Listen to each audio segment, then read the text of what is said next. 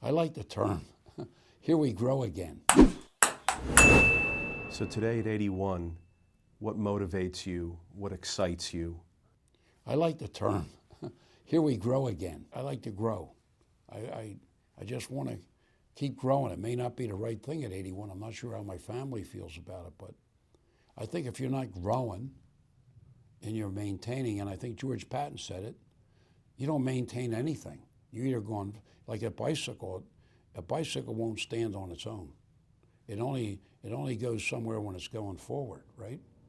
Very few people can pedal a bike backwards, nor can they sit on it, balance it. I think we have to keep moving forward, or I'm not sure at my age, if you stopped, what would you do?